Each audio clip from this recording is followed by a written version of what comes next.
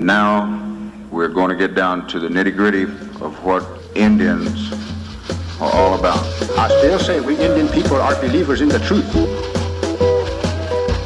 This is the way of life that was given to your people. You're born an Indian, you're going to die an Indian. Indianness is a good life. You're facing an Indian this afternoon. And good Saturday afternoon out there, everyone. Welcome to your number one source for Native American television news, Native News Today. I'm your host, Jason Salzman, here in the Muskogee Media Studios as we continue our series with our candidate profiles for Muskogee Creek Nation National Council. The election coming up very soon. We're now in the month of September, and we're so excited about that. We're going to take a quick break, and then we'll be right back as we get into the Tulsa district of our candidate profiles. I was having a real hard time and a lot of stress in my family. I felt like I didn't want to live anymore, like I couldn't take it anymore. I went to a psychiatric hospital for a few days, gathered my thoughts, and got some medication for my depression and anxiety. I started going to behavioral health for counseling, learned better ways to communicate and talk to my family, and healthy ways to cope with my feelings. If I hadn't got any help, I might not be here now. I know when you know someone who is struggling that they may think there is no one to listen. I lost my son, Tyler, to suicide. Don't wait to ask the question. Be direct. Ask your loved one, are you thinking of taking your life? Ask before it's too late.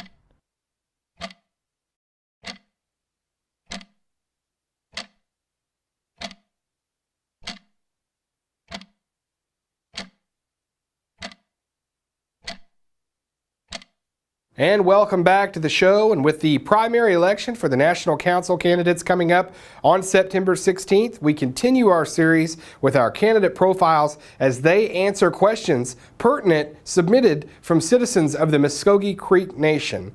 Our profiles this week present us with the candidates in the Tulsa district.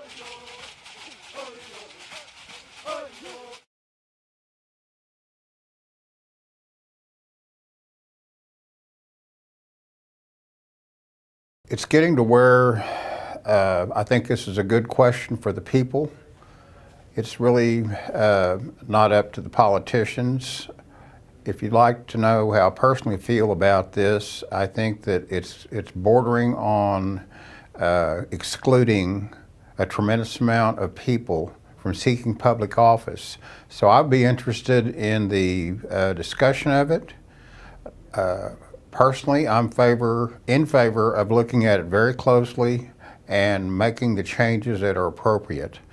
I don't have any strong feelings one way or the other, but I am concerned that it's excluding a tremendous amount of the Muskogee Creek Nation population from seeking public office, and I don't think that's a good notion. I know around the nation that has been a very hot topic of discussion, and for candidates, it very much is a hot topic as well. I 100% believe that citizens have the right at any time to change their government through constitutional reform. And so I would continue to push for that and encourage citizens if they feel like that our nation needs to go in a different direction, or they're not happy with the way things are, or they're very happy the way things are going, to look at that. So the blood quantum requirement is a part of our Constitution. So we do have steps in place, and I would be happy to help any citizen understand that process and go through that process as well. So I think it's a vote of the citizens. It's not up to one individual National Council representative. It's not up to the chief. It's up to the citizens of the Muskogee Creek Nation. So over 81,000 tribal citizens have that opportunity to be a part of that, or at least the parents, the voting party parents of children that would be affected by that blood quantum change. It is something to really be talked about and discussed and have healthy debates upon, so all sides can be heard. I think that's important as well. So my encouragement is for citizens to stay actively involved in their government, and if they're not happy with the blood quantum requirement, then to take the next steps to change our Constitution to have that changed.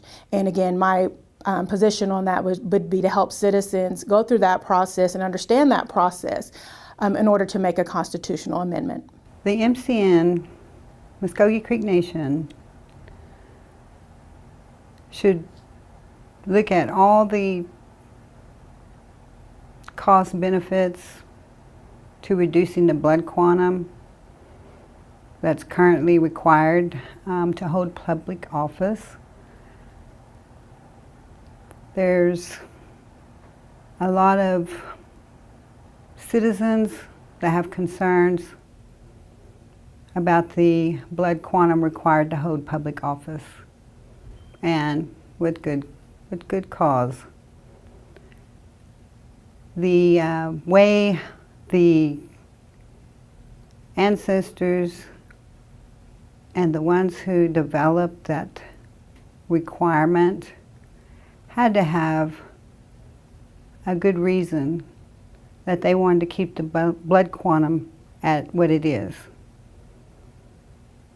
And they felt like probably if a candidate was at least half, that they would be a better representative of the majority of our citizens. Of course, with time and as things go and change and evolve, we are experiencing lower blood quantums within our nation, and other nations are dealing with this very same situation.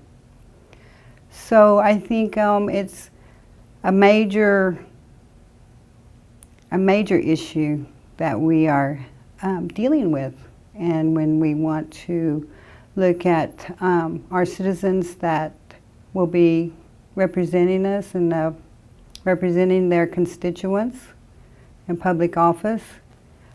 We are a nation of tribal towns, communities, and we just should really look at that closely. I don't know how many times it's been looked at.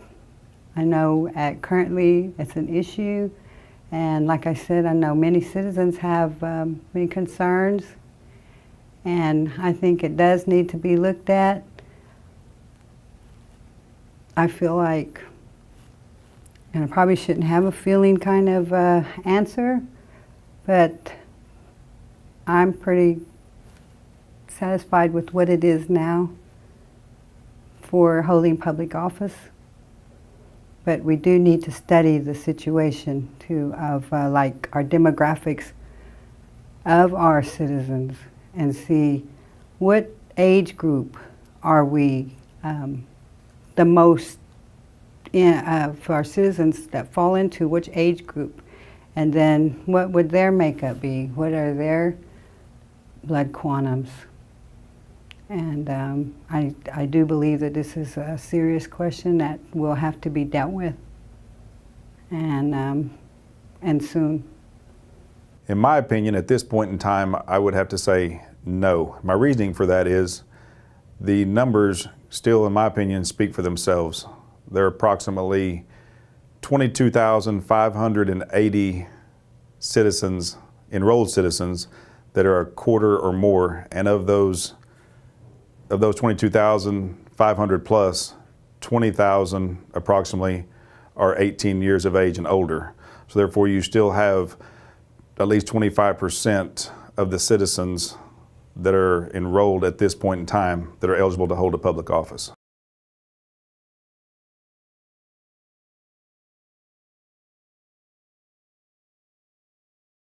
This question is a simple one to answer because it's based on math.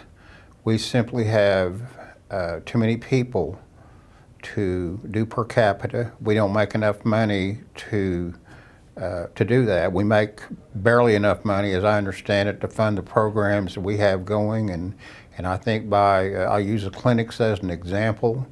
You're free. Everybody is free to go to those clinics. It doesn't cost you anything to go to get adequate medical help, and I would rather see it. I would rather see our money handled in that manner rather than just dishing it out. We would be out of money very fast if we were trying to do per capita payments based on our funding levels right now. I sure wish we could. In all reality, it would be nice. I have friends from all over the United States of different tribes, and I've heard the pros and cons. I've done some research on the pros and cons of per capita payments to tribal citizens. Again, just knowing the size of our nation right now and how the funding does come down, it doesn't seem feasible, financially responsible. But at the same time, it would take more research and more discussions with citizens, so town hall meetings, seminars, going out and meeting with the citizens, doing focus groups, doing other ways, having surveys to get the citizens' voice into that, and not just being the 16 legislators or the chief or second chief making those decisions, but really sitting down and saying, is this something our nation wants changed? It hasn't come up, as far as I'm aware of, in legislation. I know it's been talked about numerous times at different tables and different platforms. But if it's something a large majority of citizens have changed or really research, I think we would need to do that, take the first steps in really doing some significant research and the cost analysis of that, and then presenting all that information to citizens as well. We can go in and say, yes, everybody gets a per capita payment, and it looks good and it sounds good, but if your per capita payment's $1.50 for a year, is that really feasible, and is that really worth it for all of the tribal citizens? Again, not just looking at a select few, but looking at every citizen of the Muscogee Creek Nation. I don't think that it's going to solve any budgetary constraints at this time. The citizens that do in other nations receive per capita payments must report it on their taxes. The funds kind of lose its purpose when it goes out in per capita versus if it goes into programs where it's not taxed. The citizens still benefit from the distribution. I'm assuming, it doesn't say, but I'm assuming it's from the gaming per capita payments. That's usually where per cap comes from. But if we were to get per cap,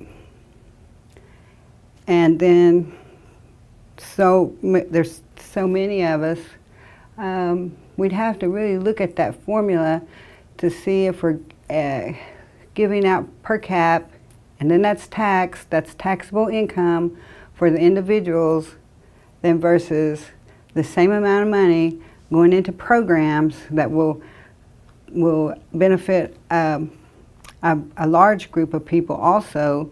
Maybe the programs will be for target populations, but the benefits would be what we need to look at. And what programs, what kind of projects would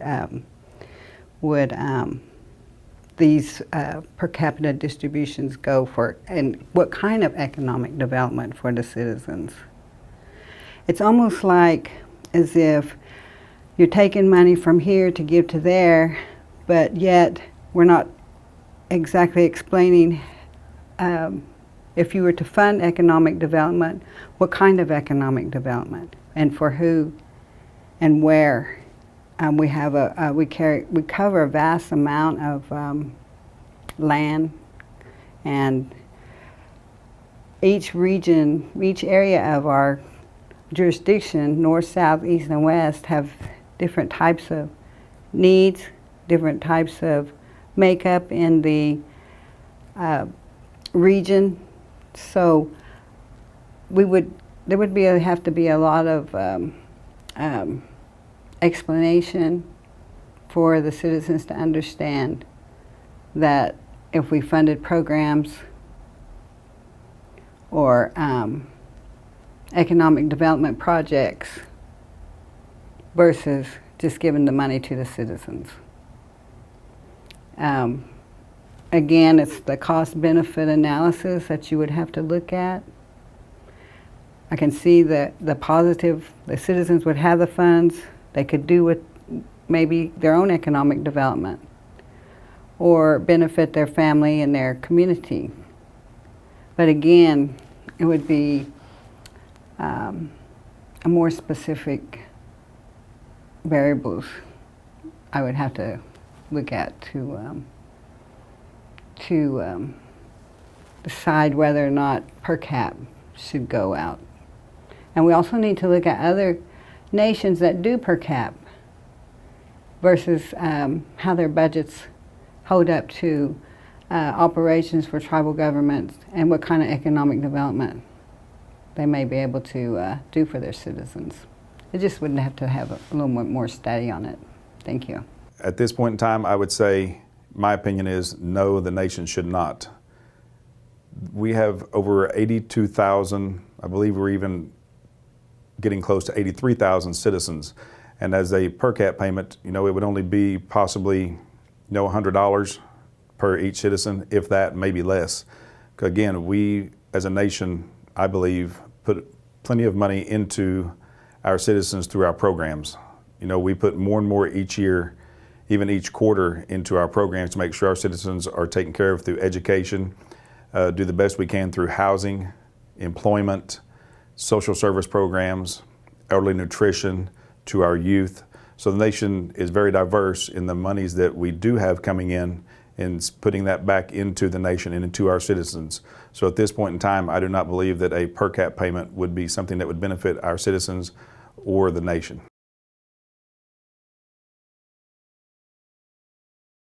I'm a Democrat. My political party affiliation, I'm a very proud Democrat. I have been participating in federal and local elections since I could vote, since I was 18. I'm high priority for citizens, especially American Indians, to vote, to participate in federal and state elections, not just as well as their tribal elections. Because it's important, they have to for our citizens and our American Indian brothers and sisters to understand our funding comes down a lot of the times from the federal government. And that's a requirement. That is a treaty requirement. This is how we got here. And so to keep the federal government on their toes and to keep them accountable for what they are responsible for to American Indian tribes, to tribal nations, that's upholding our sovereign inherent right. So I think it's important to participate, whatever political affiliation that a citizen may be, because it's important to be on both sides of the aisle so that all voices, again, are represented, and that so you can come to some understanding, because we know nothing happens without participation from everybody involved, especially elected leaders. For me, I've been heavily involved in the Violence Against Women Act movement, and we knew it would take a whole lot more than just the Democrats to make it to get it passed. And so reaching across the aisle and talking to Republican congressmen and women to say, look, this is what we need in the Violence Against Women Act for tribal provisions. And we got a small piece in that. We were victorious in that because they were able to see both sides from an American Indian Indigenous perspective as well as the United States, because the original conversation was the Violence Against Women Act tribal provisions was unconstitutional. And we had to keep reminding them, yeah, we're pre-constitutional. So that's important to help keep reminding our federal and state officials that American Indians have been here before before colonialism, and that our tribal sovereignty and our tribal governments are just as effective and just as sophisticated as theirs. And so we have to participate in their voting and in their political world. And ideally, we would have more citizens running in those offices as well. So it is important, I do believe, to whatever affiliation, whatever political affiliation it is. I've been pretty open about mine, so I don't mind sharing that. But just to get people to vote, and I have done a lot of voter encouragement. We have our Every Muskogee Vote counts page where we try to keep it up not only in tribal elections but in state and federal elections, just getting people to vote, not endorsing necessarily anyone, but saying these are the issues and reminding people these are maybe some officials that historically have voted against Indian issues, have not been friendly to Indian tribes, or have been outspoken and negative about Indian tribes. So I think it's important for our citizens to understand that. So being part of the political environment outside of the nation is very important, and want to keep encouraging citizens to vote, to participate in voting, not only in tribal but state and federal elections, and understanding your party and understanding there's place for American Indians in the Republican Party, in the Democratic Party, in the Independent Party, whatever it is. And I'm excited because I do feel like what happened in Standing Rock got a lot of Indian country moving in looking at that from a political standpoint, like how do we help make change and what can we do? And seeing that that movement came from the youth of that community. So, you know, I encourage everyone, once you turn 18, mamas, daddies, aunts, uncles, get your nephews and nieces and kids registered to vote. If they're not excited about it, get them excited about it, because it's very important to participate. And then look at running for office. We need to mentor and encourage our young people to run for office as well. And I say young people, really anyone, especially our tribal citizens, because they understand, again, how our sovereignty rights as American Indians. So I think it is important to get registered to vote. And to do that, again, you can contact the election board through the Muscogee Creek Nation, through the state as well, and get registered to vote. You can go online. I'd be happy to help anyone to help get registered to vote. We've done numerous voter registrations drives throughout the nation. We did voter participation, just trying to get people to go out and vote. So we want to keep encouraging that and realize it's not just Muscogee Creek Nation, but look at what's happening in your state and federal elections, because a lot of our elected officials don't understand that American Indians are still here, what a tribal nation even is, and we have to keep reminding them and educating them that, again, we were here pre-Constitution. We were here before they made contact, so we wanted to keep reinserting our rights as American Indians and as tribal sovereign nations. Mado. My political party affiliation in federal elections is Democrat, of course local elections also. I grew up in a democratic family. I think probably as all minority families from the 60s, 50s and 60s, we, of course, all were Kennedy fans, and we were staunch Democrats. Of course, I like to emphasize that although I do affiliate with one party, that does not mean that I don't pay attention to what the other party's doing or what's going on with the other party. And all of citizens need to realize that whatever political party is in power in Washington, D.C., or even in our state government capital, is the way it's going to affect us, affect the tribes. Even when statehood came and it was a Republican government and they didn't want more Democrats in a two-party state, two states, and there'd be 4 Democrats or more Democrats. So it even affected the way our state was formed, with just being the one state with just the couple representatives coming out representing. The issues that's going on now with our political parties are nothing to not pay any attention to. Every day we need to be aware of the things that's going on with the Republicans and the Democrats and the health care bill, China getting geared up for threats against North Korea, the way the Republicans are handling the health care bill right now. It's so much uncertainty that we have to pay attention to what's going on with the politics in D.C. Just like 2 days ago, gas was $1.93 in Tulsa. Now it's $2.09. And when things change, swing like that, even in our state government, we're having more earthquakes. There's more wide swings in the climate. There's decisions being made, like on the oil and gas taxes, like they might go up on gross production. Then, so what does everybody do? They start drilling more, and it's got to have effect on our water. And as being good stewards of the land, we have to pay attention to what's going on in the governments, national, state, and we've got to get involved in our local government.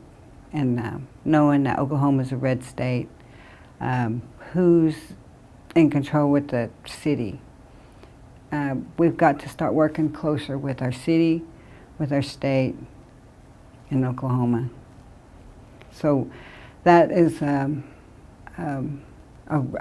big issue right now with me, what's going on with the Republicans, the federal government, and of course how it's going to affect tribal nations.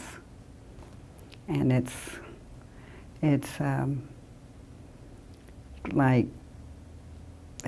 crazy. We have a president that wants to tweet